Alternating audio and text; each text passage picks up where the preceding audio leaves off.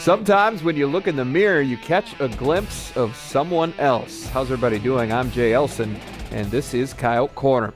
Well, South Dakota and Western Illinois share a similar story. Both programs are in the midst of a rebuilding project, one made more difficult by a less than forgiving league, and both feel like the results do not necessarily reflect where they're at in that process. Saturday, the two sides came face-to-face in Vermilion. Coyotes looking for their first win over the Leathernecks since 1977. But it was the visitors that came storming out of the gates. They're already up 7 when Trenton Norvell hooks up with High C. Scott. 34-yard touchdown. Leathernecks led 14-0 just 9 minutes into the game. Yotes would respond before the end of the quarter. Kevin Earl rolls right and finds Drew Potter out of the backfield. Big man rumbles 25 yards for the touchdown. It's 14-7 after 1. USD picks up right where it left off in the second. Jasper Sanders right up the gut. 9 yards to Paydirt, his 5th rushing touchdown. Evens things up at 14 apiece. Coyotes still weren't done. Next possession, Earl finds Eric Shuford, and he does the rest. 20 straight points for USD, and they lead 20-14. Things got a little crazy on the extra point, though. Miles Bergner's kick is blocked by Kevin Kinsel. The ball eventually ends up in the hands of Martinez Davis, and he takes it all the way back for a defensive PAT. First time since 1997 that the Leathernecks have scored in that fashion. Coyotes answer that special teams play with one of their own later on. Final seconds of the half, Michael Lilly gets a piece of the Nathan Knuffman punt, and USD takes over at the WIU 15. Miles Bergner then caps a wild 30 minutes with a 32-yard field goal, and we go to the half with the game tied at 23.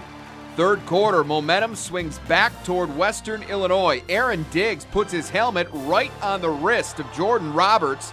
The ball pops loose and the Leathernecks recover at the USD 39. It wouldn't take long for them to cash in on that turnover. 4th and inches. Devin Moore trucks 18 yards for the touchdown, and the Leathernecks are back in front 30-23. Coyotes would counter with Bergner, the second of his 3 field goals on the day. USD, though, still trails by 4, and that's as close as they would get the rest of the way. Next Leathernecks possession, Norvell finds Joey Borsellino in the back of the end zone. 5 touchdown passes to 5 different receivers for Norvell, and Western Illinois pulls away for a 44-29 win. The final score overshadowed what was a pretty good day offensively for the Coyotes, who put up 409 yards, their highest output in conference play. Kevin Earl completed 20 of 38 passes for 251 yards and 2 touchdowns. Eric Shuford also had a big day. He set career highs with 8 catches and 99 yards. As long as, we keep competing, I think that this team can be really good. We just got to find ways to make a couple more plays here and there and, finish a couple more drives and do a couple different things to where, it's not, we're not coming out on the bad side of these games, because we've had a lot of them to where we were just, we're there and, close isn't close enough. We want wins, so we got to find a way.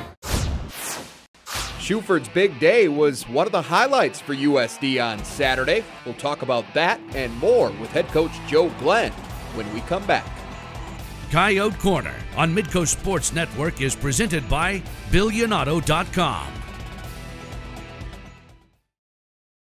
And welcome back to Coyote Corner down at the Dakota Dome with head coach of the University of South Dakota, Joe Glenn. And Joe, Western Illinois and South Dakota met Saturday, 44-29, the final in favor of the Leathernecks. Let's get into the details of it, though. Western came out firing on all cylinders right off the bat, scored touchdowns on their first 2 possessions of the game to get up 14-0 early. What made them so difficult to defend early on in this game? They're a good football team. They came out hitting on all cylinders and caught a couple big plays on us, and I think people were starting to shovel it in on us a little bit there, and the Coyotes fought back bravely. Absolutely, they did. They got it going from that after that second touchdown. Big response in the next possession, lead you down into the red zone. Drew Potter, the fullback, showing some soft hands coming out of the backfield, gets a 25-yard touchdown to get you on the board. Well, Drew does have soft hands. He went on to catch 3 balls, I think, for 48 yards on the day, and nice run for a touchdown, cut back on a guy on about the 5, and great play for Drew. That's his second touchdown pass as a Coyote. Yeah, that was actually the first of 3 straight scoring drives for your offense, the last of which capped off by Eric Schuford's 24-yard score. Munchie had a great day himself. 8 catches, 99 yards, and a touchdown. He's been doing it for you all season, and this was just his best day of the year. There's no doubt about that. Lovingly called Munchie by his teammates. This guy can scrap. He can block. He had pancakes yesterday as we graded the film. We were amazed at what a great game Munchie played. Fast forward to the end of the first half now. Big special team sequence with less than a minute to go. Western Illinois punted the ball away. Looked like you were going to get some pretty good field position out of it, but there was a flag on the play. They're called for illegal formation. You make the decision, instead of taking the good field position, to back them up, and it paid off for you. Well, I'll give Coach Triplett some credit there. He had it all schemed up. He said, let's go after it. We kept pressuring them and finally got enough pressure and brought some heat on their punter. I think we got the ball tipped a little bit, came up with it right away with just seconds left in the first half, and were able to tie it up with a field goal. Yeah, Mike Lilly got a piece of the punt, and then Miles Bergner knocks it through, ties the game up at 23 apiece. Great half overall from the offense. Very balanced, 249 yards, not to mention 23 points, which had been a little harder to come by in conference play for you, but you had to be pretty pleased with what you saw out of that side of the football. Yes, we were very happy that, especially with fighting back like that. We'd had games where we got down and just couldn't get anything going. I really liked the way Coach Heinert stayed with his plan, didn't get shook up at all, and fought right through it, and next thing you know, we got a tie game at halftime. 23-23, again, that first half, as we've seen, filled with momentum swings, and we saw another one early in the third quarter. This one, though, went in favor of Western Illinois. They put a helmet on the wrist of Jordan Roberts. The ball comes loose. They recover it inside your 40-yard line. That was big for them. This is a nightmare reoccurring for the Yotes. We get in the game, and we're fighting right along, and then all of a sudden, boom, the shoe drops off, and he might have had a hand hurt before he had this carry, and then took a shot on where it was hurt previously, and the ball did come out, and very unfortunate. The Leathernecks turned that into a touchdown to go back up by 7. You answer with a field goal, but that really kind of ended up being part of the story for you in the second half. The offense, field goal. Continued to move the football, just couldn't get it into the end zone. That's about right, and but we had to, take the kicks where we could, but once they got a 2-score lead at the end, it was out of reach. Yeah, they pull away, and again, the final score 44-29. That leaves you with one final home game here for the 2014 season. It comes this Saturday against another top 10 opponent in Illinois State. You've seen a lot of these guys this year. What stands out, though, when you look at the Redbirds? Well, they've got a good football team, obviously. This is a good offense. This quarterback has changed, I think, who they are. Marshawn Kopprich is great by himself, but Trey Roberson is a guy that can make you miss. He's got that 2 or 3 gears. He can do the zone read. You got to focus on Kopprich. He's so good. And then all of a sudden they'll run him in there and pull it. And this guy can throw it, run it. I don't know how Indiana let this guy go. Yeah, it's really good. Seems like a pretty good question. All right. Well, certainly good luck to you this weekend, Joe. Look forward to talking to you about it coming up next week. Thanks, Jay. All right. Well, we'll take a closer look at this week's home finale against Illinois State a little bit later on. But first, we close the book on Western Illinois. Saturday's storylines coming up next. Coyote Corner on Midco Sports Network is presented by BillionAuto.com. And welcome back. Well, it's time for a little Fields Vision. Midco SN analyst Andre Fields here to help us sift through the storylines of the Coyotes' loss to Western Illinois. And Andre, this was a game of some pretty serious momentum swings, especially in that first half. Western Illinois scored 14 straight. The Coyotes followed with 20. Then you had the special teams plays that led to points for both sides. That was a crazy 30 minutes of football. Yeah, it was, Jay. It was looking like it was going to get away from USD there, and then they got the momentum swinging in their favor. They were able to put things together. You had that crazy play that you mentioned that got points for both sides, and then you look up, and it's a tie ball game. And so at that point, it was a really, really good contest, really exciting. Yeah, 23-23 at half. We saw what ended up being the most significant of those momentum shifts early in the third quarter, though. That Jordan Roberts fumble set up what was the go-ahead touchdown. The Coyotes just never able to catch up at that point. Yeah, and it was kind of ironic that they weren't able to get the momentum back. They had some chances going in there, but that fumble by Jordan Roberts really seemed to shift the momentum into Western Illinois' favor, and they really did a good job of not allowing any type of big plays to get USD back into the football game. They took advantage of the momentum at that point and held it throughout. Yeah, meanwhile, Trenton Norvell just kind of kept doing what he was doing, found that rhythm he had early, put up a couple of more touchdowns, and they just added a little bit of breathing room as the game wore on. Well, that fumble that we just talked about was also significant because it marked the end of the day for Jordan Roberts. He took a helmet right to his wrist and couldn't continue. Jasper Sanders had already left the game due to a toe injury. That left Corey Kilgore as the only healthy running back, and this position that had been so strong, so deep, suddenly is down to its last guy. Yeah, and it's kind of a scary thing if you're a Coyote fan because this was the same thing that we saw late last year with the injuries to all of the running backs. Coming into the season, we had 4 healthy, good backs that all were ready to make plays and be the star, and we thought, well, this will be a good thing. Well, it's been a good thing in the sense that now that the injuries have piled up, at least we have Corey Kilgore to fall back on, and we expect big things out of the sophomore. Kilgore did rip off a 46-yard run, did look pretty good in his touches there late in that game. Well, let's get to some of the good news now. The star of the day offensively was Eric Schuford. The junior set career highs with 8 catches and 99 yards, which included a 24-yard touchdown in the second quarter. Honestly, it's a humbling thing more than anything. You know, I don't like to take credit for anything because it's not just me out there playing. It's not just me out there making plays. I like to be, you know, involved to be able to make the plays. And when I'm able to, I try my hardest to make them. Well, as you know, Andre, junior college guys can sometimes be hit or miss. Well, the Coyotes clearly got a good one in Schuford. He's leading the team in receptions, receiving yards, and touchdown. Yeah, and that's what you expect out of your junior college guys. You want them to come in and make an immediate impact. And with Schuford, that's what we were hoping for. Kind of got off to a slow start, but as you said, he's leading in all the receiving categories to make a difference. And it's not even just receiving. He stepped in and has done a pretty good job holding for Miles Bergner, who, by the way, is still perfect on the season in field goals as well. On the defensive side now, we have to talk about the play of linebacker John Wessel. He's been good all year. But the sophomore starting to take it to a whole nother level. Wessel finished with a team-high 9 tackles on Saturday, 2.5 for loss, and 1.5 sacks. He picked up his first career INT a week earlier at Youngstown State and is turning into a real playmaker for this defense. You know, just getting more comfortable in the scheme. It's definitely helped me a lot. You know, coach is working with me, getting me more confident in myself, thinking less, and, you know, just playing downhill and trying to make plays.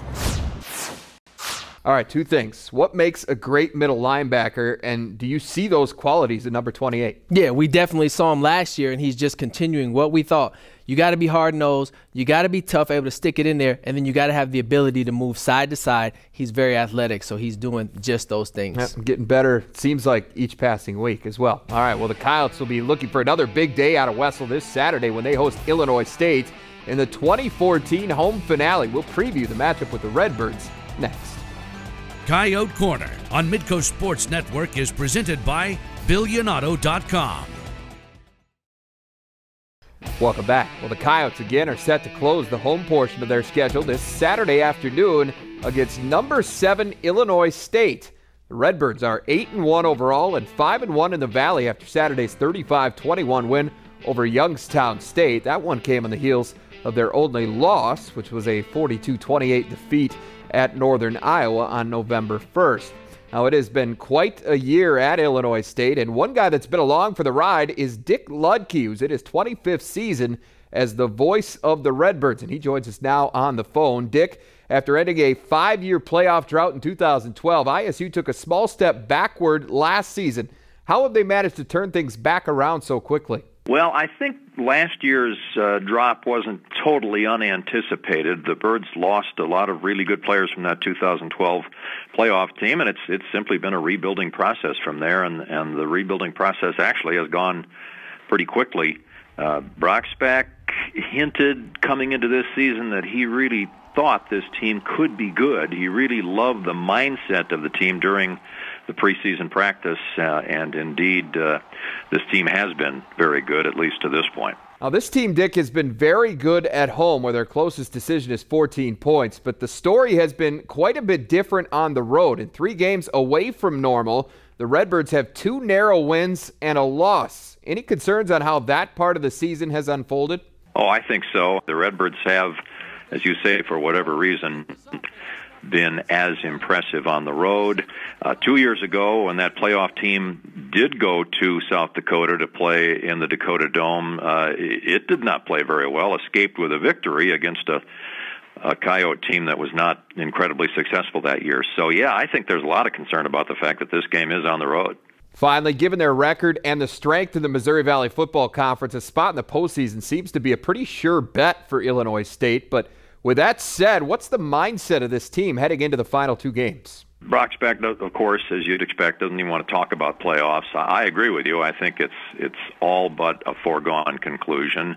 But he's not, at least publicly, acknowledging that he's thinking that way. And there's more to gain, obviously, than just the playoff berth. There's a conference championship at stake. The Birds presently tied with North Dakota State, and North Dakota State has a very tough game left against Youngstown State. So, that's certainly in the picture. And then the highest seed possible is what you want if you do make the playoffs. And so all of that is at stake for the game here against South Dakota and the final one at home against Southern Illinois.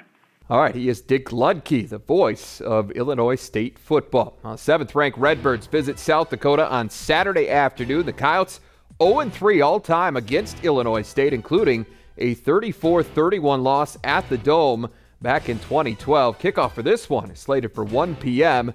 If you can't get to Vermillion, be sure to follow along on Twitter. I'll have updates for you throughout at Elsen Midco SN.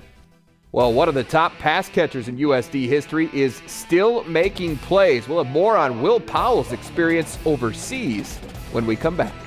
Coyote Corner on Midco Sports Network is presented by BillionAuto.com. And welcome back. Well, for the vast majority of college football players, the end of their senior season equals the end of their football career. But even if the NFL dream fails to materialize, the hope of continuing to play isn't necessarily over, if you don't mind to travel. With an update on one former Coyote who's taken his gridiron talents overseas, here's Alex Heinert. Few University of South Dakota athletes have had more decorated careers than former Coyote star Will Powell. The Sioux Falls O'Gorman standout earned all-conference honors in 3 consecutive seasons for the Yotes from 2010 through 2012, ranks first all-time in school history with 21 career touchdown catches, plus is second in career receptions and receiving yards. With a resume of that caliber, Powell had reason to hope he'd get a shot at making an NFL roster, but that opportunity never came. After my senior season, we did the pro day and did a couple combines, and it went well, but unfortunately didn't get any looks. Without the option to play on Sundays in America, Powell decided to look outside the box for a chance to continue his football career. I was informed about playing in Europe, and I always wanted to study abroad and experience different cultures, and so it was a perfect opportunity for me to take advantage of that. Basically, you put your highlight tape up, and then instantly teams just start messaging you, if they like you, and they try to figure out what kind of person you are. And so I put up my highlight tape on this website, and I started getting offers, and Nîmes, France was the best offer and in the best location, which is probably one of the reasons I chose it first. I was 10 minutes from the Mediterranean Sea, which was absolutely incredible. The food, I would suggest that to anyone to go experience that. The football wasn't as great as I would have liked it to be, but the culture and everything that came along with it was absolutely amazing. Once the French League season ended, Powell planned on returning stateside, but an unexpected phone call from a former Coyote teammate changed all that. Marcus Sims, former running back from USD, called me and said that the receiver had just went down with a torn ACL. And he said, "We need you." And so I said, why not? I bought a bus ticket and a 15-hour trip to Schwäbisch Hall, Germany. And so Marcus and I were able to reconnect, and he showed me the ropes, and it ended up being a great experience for me as well. The name of my team, you're going to laugh at this, it was the Schwäbisch Hall Unicorns. The football part of it was just so much better. Despite the higher caliber of opposition, Powell adjusted quickly, averaging nearly 100 yards receiving and a touchdown per game, and finishing second on the team in receptions and yards, despite joining the Unicorns midway through the German League season. When I got there, the team was already 6-2, I think. They were already 6-2, and we ended up winning out the rest of the regular season, winning out in playoffs and getting to the championship game in the German Bowl. And so it was one of the best experiences of my life. Powell's time in Germany was so successful that he's set on going back for more. As of right now, I'm absolutely planning on going back over. You know, like I said, it was just an experience of a lifetime, and it's something that I want to experience at least one more time and continue playing the sport that I love. And while Powell is certainly thankful for the opportunity to play overseas, it's the experience as a whole, not just the football, that's been life-changing.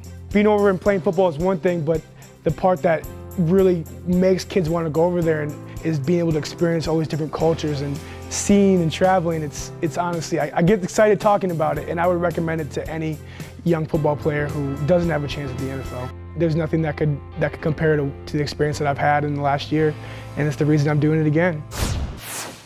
Oh, what a positive young man, right? Well, as you could see from that footage, Will Powell still every bit as dominant a player as he was during his time at South Dakota, as is his Unicorn and USD teammate Marcus Sims. Sims scored a German league-leading 43 touchdowns in 16 games last season. Obviously, offense not at a premium in the GFL, Jay. Those are two former Yotes who are making a name for themselves over in Europe.